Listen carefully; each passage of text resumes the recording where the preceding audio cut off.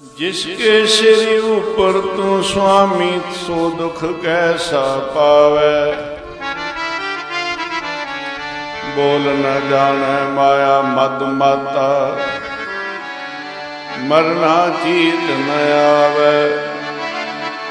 मेरे राम राय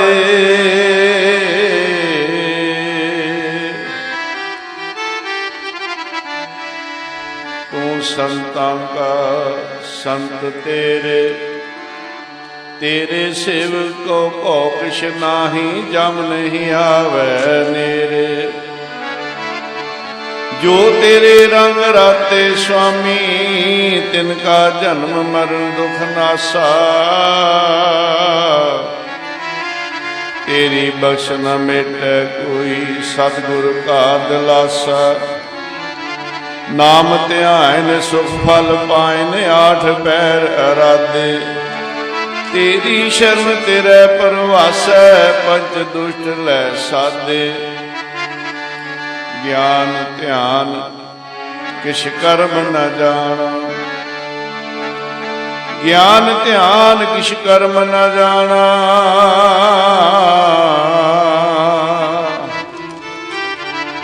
सार न जाना तेरी सब ते वड्डा सतगुरु नानक। जिन कल राखी मेरी।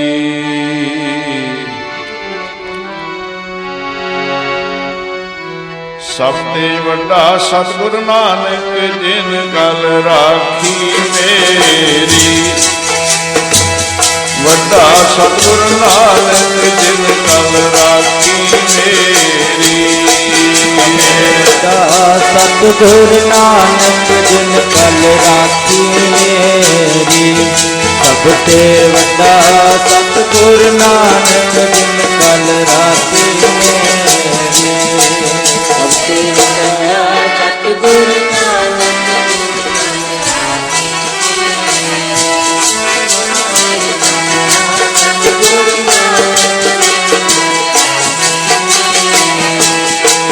कल राखी मेरी। राखी मेरी जिन कल राखी मेरी। जिन कल राखी मेरी। राखी मेरी जिन कल राखी मेरी। राखी मेरी जिन कल राखी मेरी।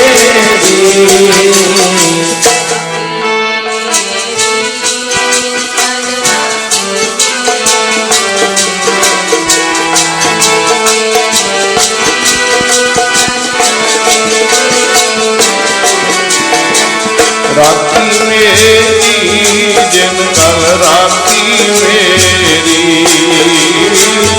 राखी मेरी जिन कल राखी मेरी। राखी मेरी जिन कल राखी मेरी।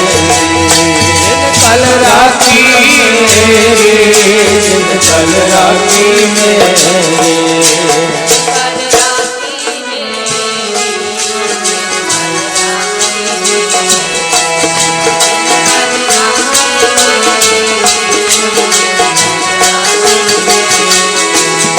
सबसे वड्डा सतगुरु नानक जिन कल राखी मेरी। सबसे वड्डा सतगुरु नानक जिन कल राखी मेरी। सबसे वड्डा सतगुरु नानक जिन कल राखी मेरी। सबसे वड्डा सतगुरु नानक जिन कल राखी मेरी।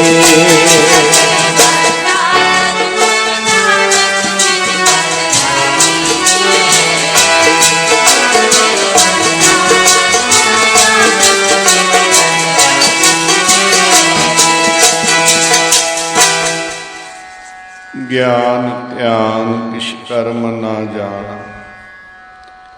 सार न जाना तेरी सब ते वड्डा सतगुरु नानक जिन कल राखी मेरी। ਗੁਰੂ ਪਿਆਰੀ ਸਾਧ ਸੰਗਤ ਜੀਓ, ਆਓ ਸਭ ਮਾਈ ਭਾਈ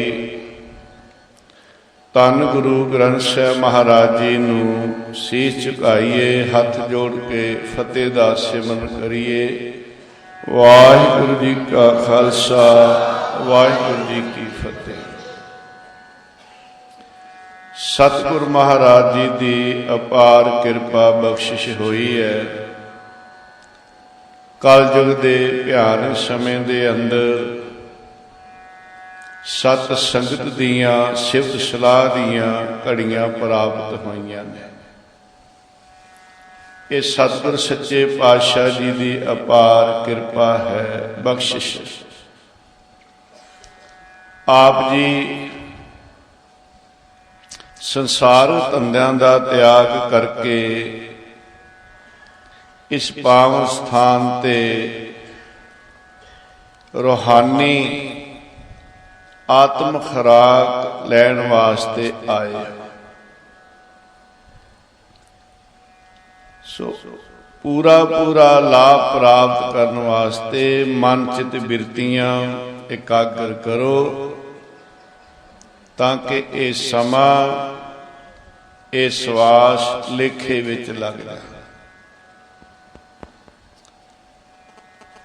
ਕੁਝ ਪਿਛਲੇ ਦੀਵਾਨਾਂ ਤੋਂ ਆਪਣੀ ਇੱਕ ਵਿਚਾਰ ਚੱਲ ਰਹੀ ਹੈ। ਸਮਰੱਥ ਗੁਰੂ, ਜਿਵੇਂ ਆਪ ਜੀ ਹੁਣੇ ਹੀ ਦੱਸ ਤੋਂ ਪਹਿਲਾਂ ਭਾਈ ਜਸਵੰਤ ਸਿੰਘ ਜੀ ਪਾਸੋਂ ਸਰਵਣ ਕਰ ਰਹੇ ਸੀ ਕਿ ਸਮਰੱਥ ਗੁਰੂ ਦੇ ਹੱਥ ਨਾਮ ਦੀ ਕੁੰਜੀ ਹੈ। ਗੁਰ ਕੁੰਜੀ ਪਾਹੋ ਨਿਵਲ ਮਨ ਕੋਠਾ ਤਨ ਛਤ, ਨਾਨਕ ਗੁਰ ਬਿਨ ਮਨ ਕਾ ਤਾਕ ਨਾ ਉਗਰੈ, ਅਵਰ ਨਾ ਕੁੰਜੀ ਹੱਥ। ਸਮਰੱਥ ਗੁਰੂ ਆਪ ਪਰਮੇਸ਼ਰ ਵਾਹਿਗੁਰੂ ਗੁਰ ਪਰਮੇਸ਼ਰ ਏਕੋ ਜਾਣ, ਗੁਰ ਗੋਬਿੰਦ ਗੋਬਿੰਦ ਗੁਰੂ ਹੈ, ਨਾਨਕ ਭੇਦ ਨਾ ਪਾਈ। ਉਹ ਇੱਥੇ ਵੀ ਸਹਾਈ ਨੇ, ਅੱਗੇ ਵੀ ਸਹਾਈ ਨੇ। ਸਤਿਗੁਰ ਦੀਆਂ ਬੇਅੰਤ ਰਹਿਮਤਾਂ, ਬੇਅੰਤ ਬਖਸ਼ਾਂ ਵਿੱਚੋਂ ਥੋੜੀ ਬੇਨਤੀ ਕੀਤੀ ਜਾ ਰਹੀ ਹੈ। ਜੇ ਆਪਾਂ ਕਹਿ ਦਈਏ ਕਿ ਸਮੁੰਦਰ ਵਿੱਚੋਂ ਇੱਕ ਬੂੰਦ, ਇਹ ਵੀ ਸਾਡੀ ਭੁੱਲ ਹੈ, ਕਿਉਂਕਿ ਉਹਦੀਆਂ ਬਖਸ਼ਾਂ ਬੇਅੰਤ ਨੇ। ਇਸ ਕਰਕੇ ਆਪਣੀ ਅਰਦਾਸ ਹੈ ਔਰ ਉਸ ਸਤਿਗੁਰ ਦੀਆਂ ਬਖਸ਼ਾਂ ਵਿੱਚੋਂ ਥੋੜੀਆਂ ਬੇਨਤੀਆਂ, ਕੁਝ ਦੀਵਾਨਾਂ ਤੋਂ ਜਿਹੜੀ ਵਿਚਾਰ ਚੱਲ ਰਹੀ ਹੈ। ਨਾਨਕ ਕੱਚੜਿਆਂ ਸਿਉ ਤੋੜ, ਢੂੰਡ ਸੱਜਣ ਸੰਤ ਪੱਕੇ। ਓਏ ਜਿਵੰਦੇ ਵਿਛੜੇ, ਓਏ ਮੋਇਆ ਨਾ ਜਾਈ ਛੋੜ। ਇਹ ਵਿਚਾਰ ਆਪਣੀ ਚੱਲ ਰਹੀ ਹੈ ਕਿ ਧੰਨ ਗੁਰੂ ਨਾਨਕ ਦੇਵ ਮਹਾਰਾਜ ਜੀ ਤੋਂ ਭਾਈ ਮੂਲਾ ਬੇਮੁਖ ਹੋ ਗਿਆ ਸੀ। ਗੁਰੂ ਨਾਨਕ ਸਾਹਿਬ ਮਹਾਰਾਜ ਜੀ ਨੇ 10ਵੇਂ ਜਾਮੇ ਦੇ ਅੰਦਰ ਹਜੂਰ ਸਾਹਿਬ ਦੀ ਧਰਤੀ ਤੇ ਜਦੋਂ ਭਾਈ ਮੂਲਾ ਸਾਹ ਖਰਗੋਸ਼ ਬਣਿਆ ਸੀ, ਉਸ ਦਾ ਉਧਾਰ ਕੀਤਾ। ਦੁਨੀ ਚੰਦ ਲਾਹੌਰ ਦੇ ਰਹਿਣ ਵਾਲਾ, ਜਿਹੜਾ ਆਪਣੇ ਪਿਤਾ ਦਾ ਸਰਾਧ ਕਰ ਰਿਹਾ ਸੀ, ਗੁਰੂ ਨਾਨਕ ਸਾਹਿਬ ਨੇ ਕਿਹਾ ਤੇਰਾ ਪਿਤਾ ਬਘਿਆੜ ਦੀ ਜੂਨ ਵਿੱਚ ਪਿਆ। ਗੁਰੂ ਨਾਨਕ ਸਾਹਿਬ ਨੇ ਉਸ ਦਾ ਵੀ ਉਧਾਰ ਕੀਤਾ। 6ਵੇਂ ਪਾਤਸ਼ਾਹ ਮਹਾਰਾਜ ਜੀ ਨੇ ਇੱਕ ਸੱਪ ਦਾ ਉਧਾਰ ਕੀਤਾ, ਜਿਹੜਾ ਪਿਛਲੇ ਜਨਮ ਵਿੱਚ ਮਹੰਤ ਸੀ, ਧਨ ਇਕੱਠਾ ਕਰਦਾ ਸੀ। ਉਹ ਸੱਪ ਦੀ ਜੂਨ ਵਿੱਚ ਪੈ ਗਿਆ। ਸੇਵਕ ਉਹਦੇ, ਚੇਲੇ ਉਹਦੇ ਉਹਨੂੰ ਕੀੜੇ ਬਣ ਕੇ ਖਾਂਦੇ ਸਨ। 6ਵੇਂ ਪਾਤਸ਼ਾਹ ਨੇ ਉਸ ਦਾ ਉਧਾਰ ਕੀਤਾ। 7ਵੇਂ ਪਾਤਸ਼ਾਹ ਨੇ ਇੱਕ ਸੱਪ ਦਾ ਉਧਾਰ ਕੀਤਾ, ਜਿਹੜਾ ਪਿਛਲੇ ਜਨਮ ਦੇ ਅੰਦਰ ਆਪਣੇ ਆਪ ਨੂੰ ਗੁਰੂ ਅਖਾਉਂਦਾ ਸੀ, ਗਿਆਨ ਤੋਂ ਹੀਣ ਸੀ। ਉਸ ਨੂੰ ਵੀ ਜੀਂਦੇ ਨੂੰ ਕੀੜੇ ਖਾ ਰਹੇ ਸਨ। ਐਸੀਆਂ ਰੂਹਾਂ ਜਿਹੜੀਆਂ ਭਟਕ ਰਹੀਆਂ ਸੀ ਉਹਨਾਂ ਦਾ ਵੀ ਉਧਾਰ ਕੀਤਾ। ਹੋਰ ਕਿੰਨੀਆਂ ਬੇਨਤੀਆਂ ਕੀਤੀਆਂ ਗਈਆਂ, ਜਿਵੇਂ ਗੁਰੂ ਨਾਨਕ ਸਾਹਿਬ ਮਹਾਰਾਜ ਨੇ ਇੱਕ ਮੱਛ ਦਾ ਉਧਾਰ ਕੀਤਾ ਜਿਹੜਾ ਭਗਤ ਜਨਕ ਜੀ ਦੇ ਸਮੇਂ ਉਹ ਤਪ ਕਰਦਾ ਸੀ, ਸਤ ਸੰਗਤ ਵਿੱਚ ਨਹੀਂ ਸੀ ਜਾਂਦਾ। ਭਗਤ ਜਨਕ ਜੀ ਦਾ ਬਚਨ ਹੋ ਗਿਆ, 3 ਵਾਰ ਕਹਿ ਕਿ ਸਤਸੰਗ ਵਿੱਚ ਆਇਆ ਕਰ, ਪਾਣੀ ਵਿੱਚ ਖਲੋ ਕੇ ਤਪ ਨਾ ਕਰ, ਕੋਈ ਫਾਇਦਾ ਨਹੀਂ ਮੰਨਿਆ। ਕਹਿਤਾ ਫਿਰ ਮਾਛੀ ਬਣ ਜਾ ਜੇ ਪਾਣੀ 'ਚ ਰਹਿਣ ਨੂੰ ਜੀ ਕਰਦਾ। ਉਸਨੇ ਖਿਮਾ ਮੰਗੀ। ਭਗਤ ਜਨਕ ਜੀ ਨੇ ਕਿਹਾ ਕਿ ਤੇਰਾ ਆਧਾਰ ਜਿਹੜਾ ਕਲਯੁਗ ਵਿੱਚ ਗੁਰੂ ਨਾਨਕ ਸਾਹਿਬ ਕਰਨਗੇ, ਬਾਰ-ਬਾਰ ਜਨਮ ਮਰਨ ਦੇ ਚੱਕਰ 'ਚ ਪਿਆ ਹੋਇਆ। ਗੁਰੂ ਨਾਨਕ ਸਾਹਿਬ ਮਹਾਰਾਜ ਨੇ ਉਸ ਮੱਛ ਦਾ ਆਧਾਰ ਕੀਤਾ ਜਿਹੜਾ ਬੜਾ ਤਪਸਵੀ ਸੀ ਪਰ ਭਟਕ ਰਿਹਾ ਸੀ।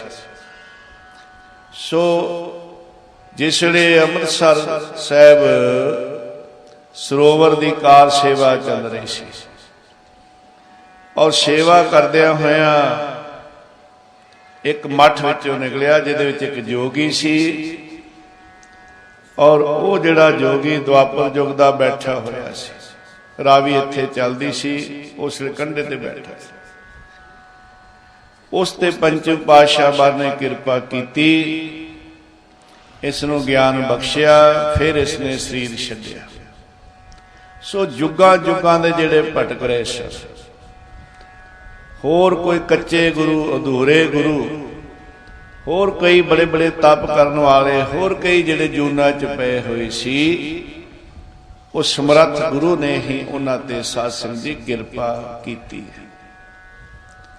ਸਮਰੱਥ ਗੁਰੂ ਇੱਥੇ ਵੀ ਸਹਾਈ, ਅੱਗੇ ਵੀ ਸਹਾਈ ਹੈ। ਸਾਧ ਸੰਗਤ ਜੀ, ਐਸੇ ਸਮਰੱਥ ਗੁਰੂ ਦੇ ਚਰਨਾਂ ਤੇ ਨਮਸਕਾਰ ਕਰੀਏ। ਬਾਕੀ ਤਾਂ ਜਿਉਂਦਿਆਂ ਜਿਉਂਦਿਆਂ ਸਾਥ ਛੱਡ ਜਾਂਦੇ ਨੇ, ਪਰ ਸਮਰੱਥ ਗੁਰੂ ਇਸ ਲੋਕ ਵਿੱਚ ਵੀ ਤੇ ਪਰਲੋਕ ਵਿੱਚ ਵੀ ਸਹਾਈ ਹਨ।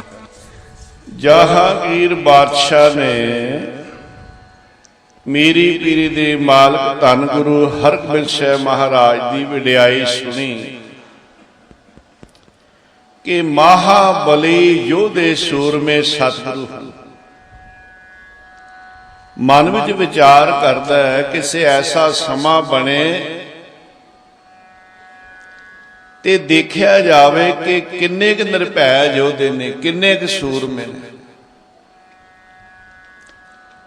ਜਦੋਂ 6ਵੇਂ ਪਾਤਸ਼ਾਹ ਮਹਾਰਾਜ ਤੇ ਜਹਾਂਗੀਰ ਬਾਦਸ਼ਾਹ ਆਗਰੇ ਨੂੰ ਜਾ ਰਹੇ ਨੇ, ਰਸਤੇ ਵਿੱਚ ਜੰਗਲ ਹੈ,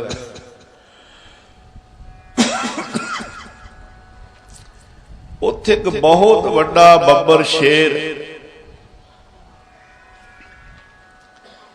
ਤੇ ਜਹਾਂਗੀਰ ਵਿਚਾਰ ਕਰਦਾ ਹੈ ਵੀ ਹੁਣ ਇਸ ਬੱਬਰ ਸ਼ੇਰ ਦੇ ਨਾਲ ਮੁਕਾਬਲਾ ਦੇਖਦੇ ਆ ਕਿਵੇਂ ਹੁੰਦਾ ਹੈ। 6ਵੇਂ ਪਾਤਸ਼ਾਹ ਮਹਾਰਾਜ ਨੂੰ ਬੇਨਤੀ ਕੀਤੀ, ਮਹਾਰਾਜ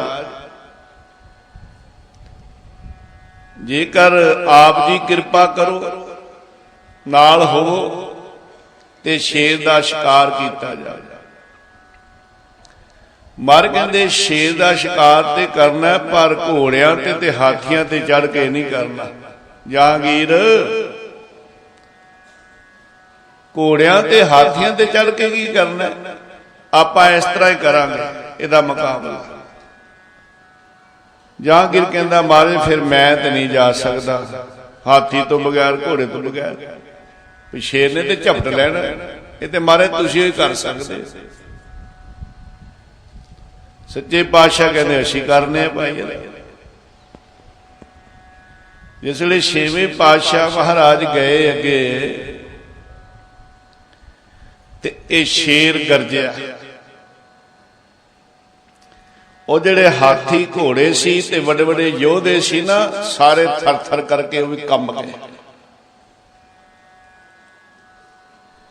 ਜਹਾਂਗੀਰ ਵੀ ਸੋਚਾਂ 'ਚ ਪੈ ਗਿਆ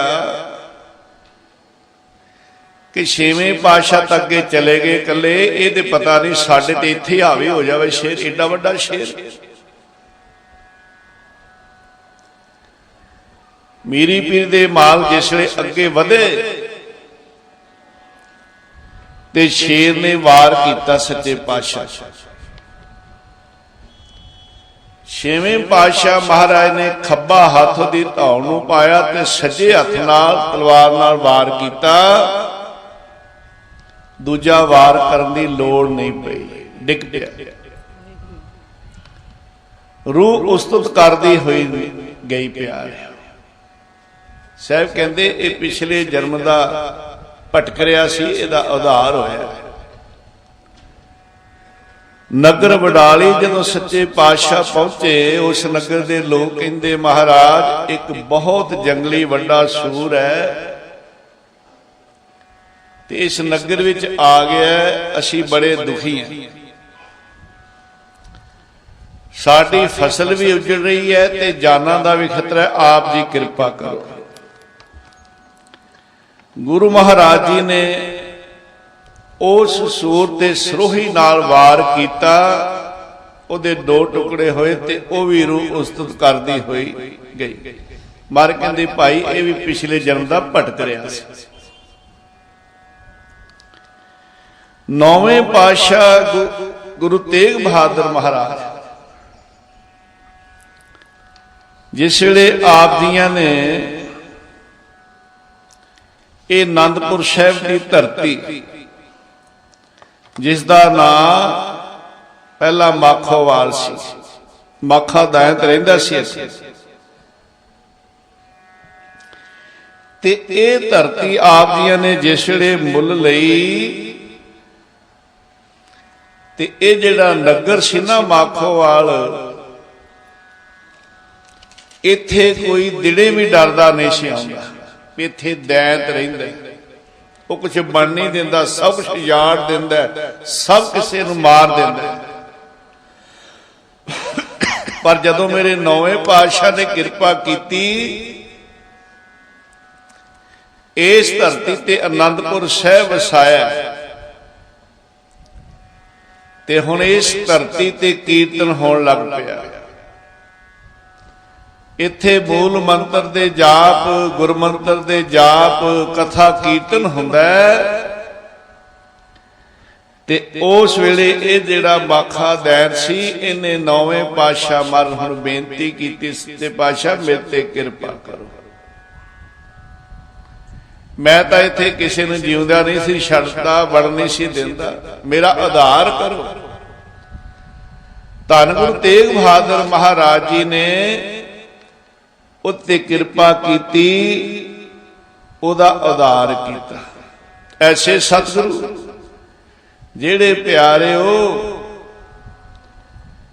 ਪਸ਼ੂ ਜੂਨਾਂ ਵਿੱਚ ਜਿਹੜੇ ਭਟਕ ਰਹੇ, ਪ੍ਰੇਤ ਜੂਨਾਂ ਵਿੱਚ ਜਿਹੜੇ ਭਟਕ ਰਹੇ, ਭੂਤ ਪ੍ਰੇਤ ਜੂਨਾਂ ਵਿੱਚ ਜਿਹੜੇ ਭਟਕ ਰਹੇ, ਉਹਨਾਂ ਦਾ ਵੀ ਆਧਾਰ। ਦੂਸਰਾ ਜਿਹੜੇ ਪਸ਼ੂ ਬਿਰਤੀ ਵਾਲੇ ਮਨੁੱਖ ਹੁੰਦੇ ਹੋਏ ਵੀ ਕਈ ਸਰੀਰ ਤਾਂ ਮਨੁੱਖਾਂ ਦੇ ਮਿਲ ਜਾਂਦੇ ਐ, ਕਰਤੂਤ ਪਸ਼ੂ ਕੀ ਮਾਨਸ ਜਾਤ, ਲੋਕ ਉਪਚਾਰੈ ਕਰੈ ਦਿਨ ਰਾਤ, ਜਿਨ੍ਹਾਂ ਬਾਰੇ ਬਾਣੀ ਵਿੱਚ ਆਹ ਬਚਨ ਆਉਂਦੇ।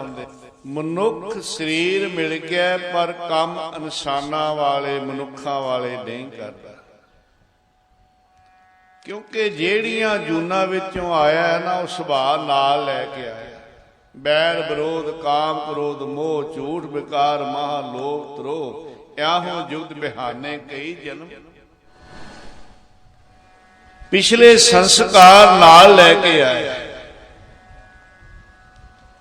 ਦੂਸਰੇ ਨੂੰ ਡੰਗ ਮਾਰਦਾ, ਸੱਪ ਵਾਲਾ ਸੁਭਾਅ ਨਾਲ ਹੈ। ਲੜਾਈ ਝਗੜੇ ਕਰਦਾ, ਪਸ਼ੂਆਂ ਵਾਲੇ ਸੁਭਾਅ, ਸਿੰਘ ਮਾਰਨ ਵਾਲੇ ਨਾਲ ਆਏ ਨੇ।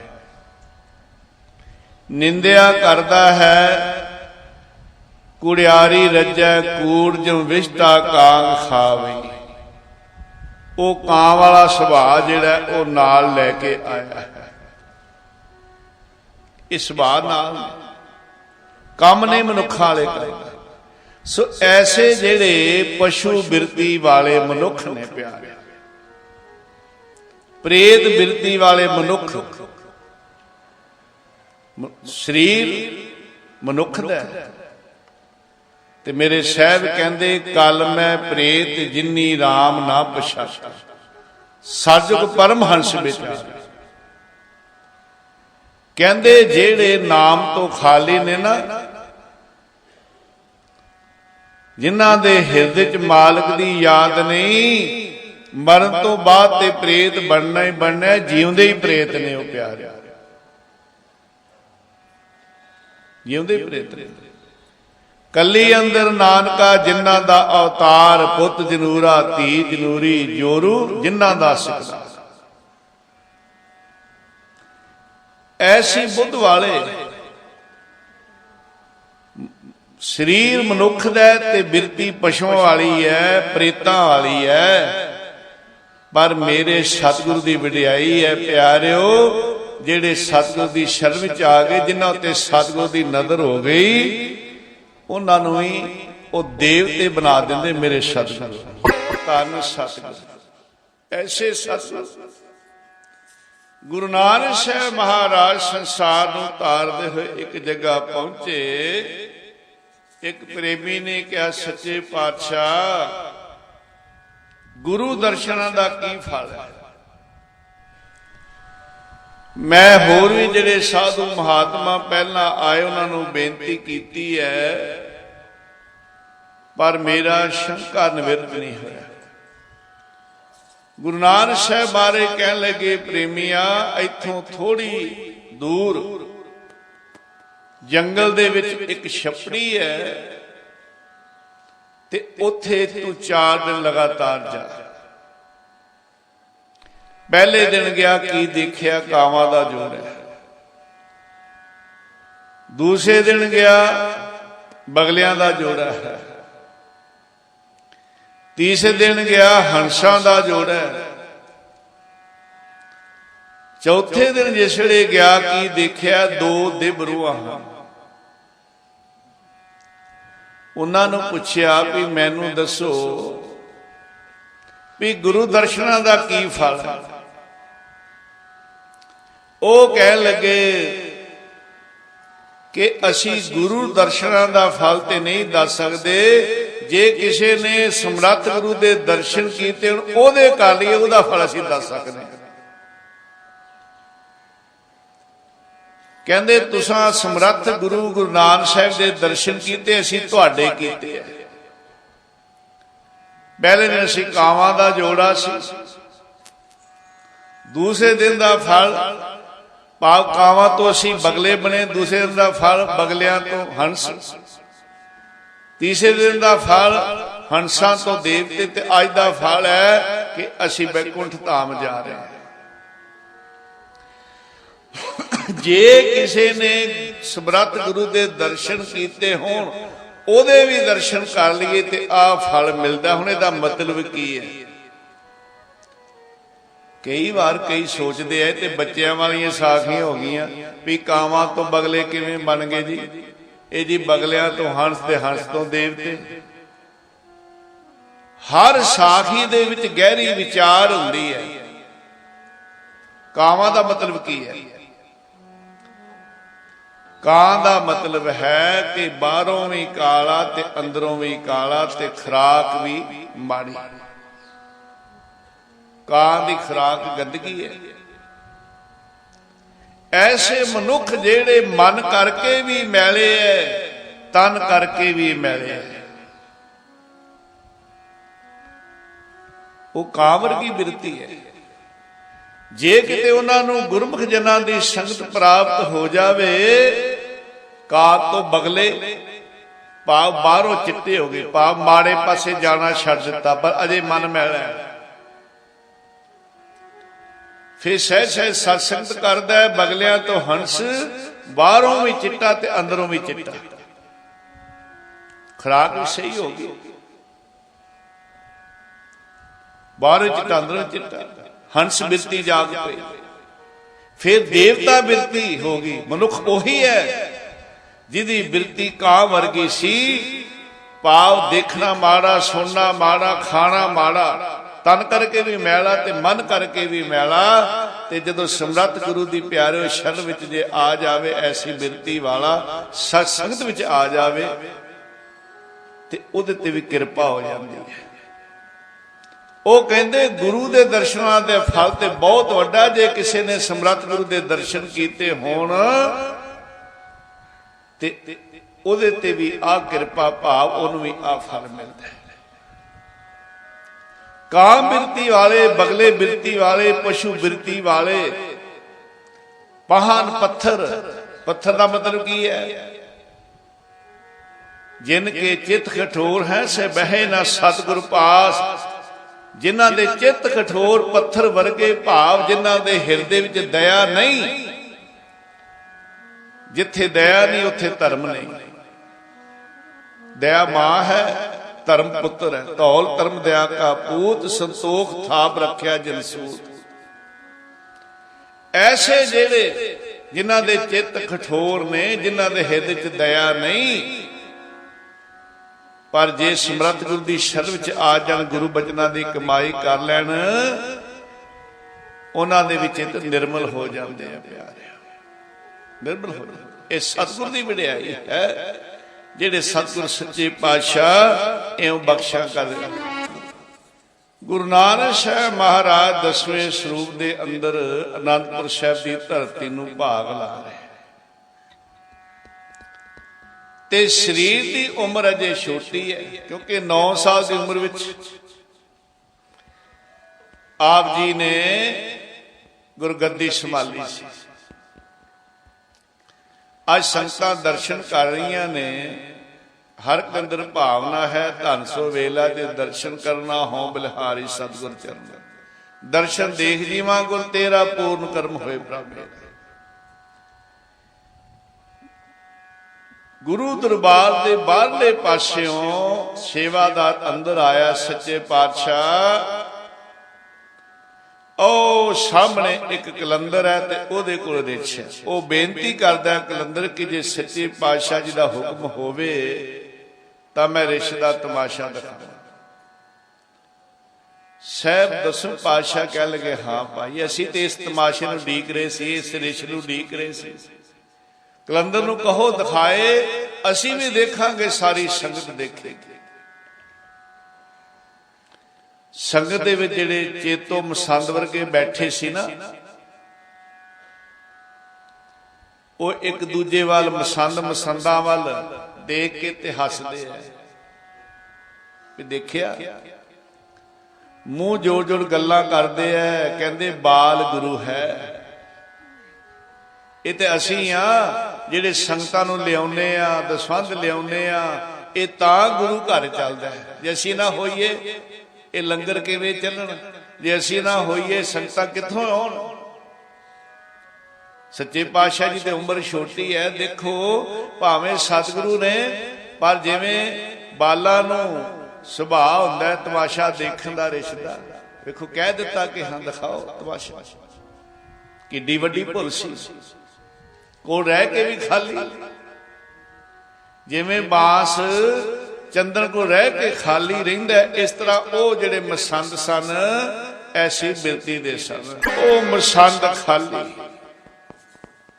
ਕਹਿੰਦੇ ਦੇਖੋ ਬਾਲ ਗੁਰੂ ਨੇ ਤੇ ਤਮਾਸ਼ਾ ਹੁਣ ਰਿਸ਼ਤਾ ਦੇਖਣਾ।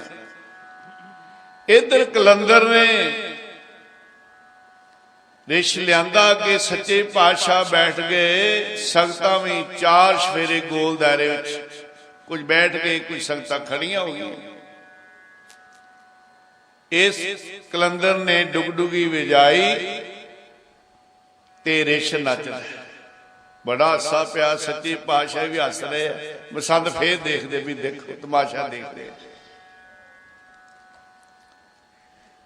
ਉਹ ਰਿਛ ਦੇ ਨਾਲ ਕਲੰਦਰ ਕੁਸ਼ਤੀ ਕਰਦਾ। ਭਾਈ ਕੀਰਤੀਆ ਚੌਰ ਕਰ ਰਿਹਾ ਸੀ ਤੇ ਉਹ ਚੌਰ ਕਰਦਾ ਕਰਦਾ ਉਹ ਵੀ ਖੇੜ ਖੜਾ ਕੇ ਹੱਸਿਆ। 10ਵੇਂ ਪਾਤਸ਼ਾਹ ਕਹਿੰਦੇ ਭਾਈ ਕੀਰਤੀਆ ਭਾਈ ਤੂੰ ਨਾ ਹੱਸ। ਕਹਿ ਲੱਗਾ ਸੱਚੇ ਪਾਤਸ਼ਾਹ ਹਾਸਾ ਰੁਕਦਾ ਹੀ ਨਹੀਂ। ਤਮਾਸ਼ਾ ਇੰਨਾ ਵਧੀਆ ਕਿ ਰਿਛ ਨੱਚਦਾ, ਕਦੀ ਕੁਸ਼ਤੀ ਕਰਦਾ ਤੇ ਸੱਚੇ ਪਾਤਸ਼ਾਹ ਸਾਰੇ ਮਾਈ ਭਾਈ ਸਾਰੀਆਂ ਸੰਗਤਾਂ ਬੱਚੇ ਬਜ਼ੁਰਗ ਹੱਸ ਰਹੇ। ਮਾਰੇ ਕਹਿੰਦੇ ਉਹ ਹੱਸ ਰਹੇ, ਕੋਈ ਗੱਲ ਨਹੀਂ, ਤੈਨੂੰ ਨਹੀਂ ਹੱਸਣਾ ਚਾਹੀਦਾ। ਸੱਚੇ ਪਾਤਸ਼ਾਹ ਆਪ ਜੀ ਵੀ ਹੱਸ ਰਹੇ ਹੋ, ਸੰਗਤ ਵੀ ਹੱਸ ਰਹੀ, ਆਪ ਜੀ ਵੀ ਹੱਸ ਰਹੇ, ਮੇਰੇ ਤੇ ਬੈਨ ਕਿਉਂ ਲਾਉਂਦੇ ਹੋ? ਸੱਚੇ ਪਾਤਸ਼ਾਹ ਕਹਿੰਦੇ ਅਸੀਂ ਹੱਸੀਏ ਕੋਈ ਨਹੀਂ, ਸੰਗਤ ਹੱਸੇ ਕੋਈ ਗੱਲ ਨਹੀਂ, ਤੈਨੂੰ ਨਹੀਂ ਹੱਸਣਾ ਚਾਹੀਦਾ ਕਿਉਂਕਿ ਇਹ ਤੇਰਾ ਪਿਓ ਹੈ, ਇਹ ਜਿਹੜਾ ਰਿਛ ਹੈ ਤੇਰਾ ਪਿਓ ਹੈ, ਇਹਨੇ ਚੌਲ ਰੱਖ ਦਿੱਤਾ। ਸੱਚੇ ਪਾਤਸ਼ਾਹ ਜਿੰਨੀ ਕੀ ਸੇਵਾ ਹੋਗੀ ਬਸ ਠੀਕ, ਆਗਿਆ ਦੇ, ਛੁੱਟੀ ਦਿਓ। ਜੇ ਗੁਰੂ ਦੀ ਸੇਵਾ ਕਰਨ ਦਾ ਇਹ ਫਲ, ਮੇਰੇ ਪਿਤਾ ਸੋਭਾ ਰਾਮ 9ਵੇਂ ਪਾਤਸ਼ਾਹ ਦੇ ਚੌਰ ਬਰਦਾਰੀ ਸਨ, ਤੇ ਜੇ ਤੁਹਾਡੀ ਸੇਵਾ ਕਰਨ ਦਾ ਫਲ ਹੈ ਫਿਰ ਲੋੜ ਕੀ ਸੇਵਾ? ਇੱਥੋਂ ਤੱਕ ਲਿਖਿਆ ਹੈ ਕਿ ਜੇ ਮੇਰਾ ਪਿਤਾ ਰਿਛ ਬਣਿਆ ਮੈਂ ਤੇ ਕੱਲ ਨੂੰ ਬਾਂਦਰ ਬਣਾਂਗਾ। ਫਿਰ ਦਸਮ ਪਾਤਸ਼ਾਹ ਦਿਆਲ ਸਤਿਗੁਰੂ ਕਹਿਣ ਲੱਗੇ, ਭਾਈ ਕੀਰਤੀਆ ਗੁਰੂ ਨਾਲ ਰੋਸ ਕਿਉਂ ਕਰਦਾ ਹੈ? ਗੁਰੂ ਦੀ ਸੇਵਾ ਦਾ ਤੇ ਫਲ ਬਹੁਤ ਵੱਡਾ ਮਿਲਦਾ। ਜੇ ਦੁਨੀਆ ਸੇਵ ਕਮਾਈ ਹੈ ਤਾਂ ਦਰਗਾਹ ਬੈਸਣ ਪਾਈ ਹੈ, ਕਹੋ ਨਾਨ ਬਾਹਾਂ ਲੁਡਾਈ ਹੈ, ਗੁਰ ਸੇਵਾ ਤੇ ਪਾਏ ਮਾਨ।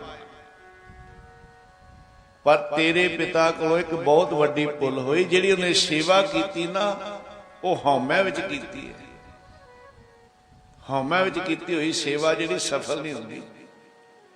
ਸੇਵਾ ਉਹ ਸਫਲ ਹੁੰਦੀ ਹੈ, ਸਾ ਸੇਵਾ ਕੀਤੀ ਸਫਲ ਹੈ ਜਿਤ ਸਤਿਗੁਰ ਕਾ ਮਨ ਮੰਨੇ, ਜਾਂ ਸਤਿਗੁਰ ਕਾ ਮਨ ਮੰਨਿਆ ਤਾਂ ਪਾਪ ਸੰਭਲ ਪਰਨੇ।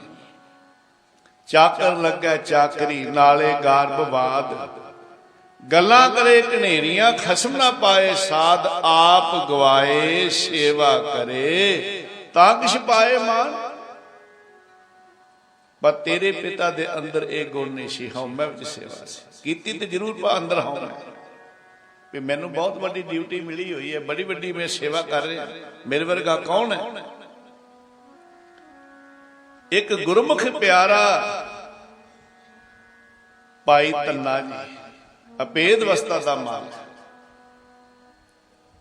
ਜਿਨ੍ਹਾਂ ਨਾ ਵਿਸਰੇ ਨਾਮ ਸੇਕ ਨੇਹਾ, ਭੇਦ ਨਾ ਜਾਣੋ ਮੂਲ ਸਾਈਂ ਜਿਹਾ। ਉਹ ਦਸਵੰਧ ਲੈ ਕੇ ਗੱਡੀ ਤੇ ਆਇਆ ਤੇ ਜਦੋਂ 9ਵੇਂ ਪਾਤਸ਼ਾਹ ਨਮਸਕਾਰ ਕੀਤੀ, ਸੰਗਤ 'ਚ ਬੈਠਾ, ਉਹਦੇ ਬਸਤਰ ਭਰੇ ਹੋਏ ਨੇ ਧੂੜ ਘੱਟੇ ਨਾਲ, ਚਿਹਰੇ ਤੇ ਦਾੜੇ ਤੇ ਵੀ ਧੂੜ ਘੱਟਾ ਪਿਆ ਹੋਇਆ, ਤੇ ਤੇਰਾ ਪਿਤਾ ਦੇਗ ਉਤਾਰਿਆ ਸੀ ਤੇ ਉਹਨੇ ਹੱਥ ਅੱਗੇ ਕਰਕੇ ਜੋੜ ਕੇ ਦੇਗ ਮੰਗੀ, ਐ ਰੱਬ ਦਿਆ ਪਿਆਰਿਆ ਗੁਰੂ ਕਹਿ ਸਿੱਖਿਆ ਮੈਨੂੰ ਦੇਗ ਦੇ ਦੇ, ਮੇਰਾ ਗੱਡਾ ਬਾਹਰ ਖੜਾ ਹੈ, ਮੈਂ ਜਾਣਾ। ਤੇਰੇ ਪਿਤਾ ਨੇ ਦੇਗ ਨਹੀਂ ਦਿੱਤੀ। ਉੱਥੋਂ ਉੱਠ ਕੇ ਉਹ ਫਿਰ ਪਿੱਛੇ ਜਾ ਕੇ ਬੈਠਾ, ਫਿਰ ਹੱਥ ਜੋੜੇ, ਨਹੀਂ ਦੇਗ ਦਿੱਤੀ। ਤੀਜੀ ਜਗ੍ਹਾ ਬੈਠਾ, ਗੁਰਮੁਖ ਪਿਆਰਿਆ ਮੈਨੂੰ ਦੇਗ ਦਾ ਇੱਕ ਕਿਣਕਾ ਦੇ ਦੇ, ਪ੍ਰਸ਼ਾਦ ਦਾ ਕਿਣਕਾ ਦੇ ਦੇ, ਮੈਂ ਜਾਣਾ। ਤੇ ਹੁਣ ਤੇਰੇ ਪਿਤਾ ਨੇ ਕ੍ਰੋਧ ਵਿੱਚ ਬਚਨ ਕੀਤਾ। ਕ੍ਰੋਧ ਵਿੱਚ ਕੀ ਕਿਹਾ? ਕ੍ਰੋਧ ਵਿੱਚ ਕਿਹਾ, ਉਹ ਰਿਛ ਵਾਂਗੂ ਕਿਉਂ ਟੱਪਦਾ ਫਿਰਦਾ, ਬੈਠਾ ਨਹੀਂ ਜਾਂਦਾ, ਰਿਛ ਵਾਂਗੂ ਕਿਉਂ ਟੱਪਦਾ? ਤੇ ਉਸ ਗੁਰਸਿੱਖ ਨੇ ਥੱਲੇ ਡਿੱਗਾ ਹੋਇਆ ਪ੍ਰਸ਼ਾਦ ਦਾ ਕਿਣਕਾ ਚੱਕ ਕੇ ਮੂੰਹ 'ਚ ਪਾਇਆ ਤੇ ਸਹਿ ਸੁਭਾਈ ਕਿਹਾ, ਰਿਛ ਵਾਂਗੂ ਮੈਂ ਨਹੀਂ, ਤੂੰ ਟੱਪਦਾ ਹੋਏਗਾ। ਚਲਾ ਗਿਆ। ਜਦ ਤੇਰੇ ਪਿਤਾ ਸੋਭਾ ਰਾਮ ਨੂੰ ਪਤਾ ਲੱਗਾ ਕਿ ਉਹ ਤੇ ਭਾਈ ਧੰਨਾ ਜੀ ਭੇਦ ਅਵਸਥਾ ਦੇ ਮਾਲਕ ਗੁਰਮੁਖ ਪਿਆਰੇ, ਜਿਨ੍ਹਾਂ ਨੂੰ ਮੈਂ ਆ ਕੌੜਾ ਬੋਲਿਆ, ਕਦੀ ਕਿਸੇ ਨੂੰ ਕੌੜਾ ਨਾ ਬੋਲੋ, ਕਦੀ ਕਿਸੇ ਨੂੰ ਫਿੱਕਾ ਨਾ ਬੋਲੋ। ਨਾਨਕ ਫਿੱਕਾ ਬੋਲਿਆ ਤਨ ਮਨ ਫਿੱਕਾ ਹੋਏ। ਉਹ ਫਿੱਕੇ ਬੋਲਣਾ ਤੂੰ ਬੋਲੀ ਮੇਰੇ ਪਿਆਰਿਆ, ਉਹ ਫਿੱਕੇ ਬੋਲਣਾ ਤੂੰ ਬੋਲੀ ਮੇਰੇ ਪਿਆਰਿਆ, ਤਨ ਮਨ ਫਿੱਕਾ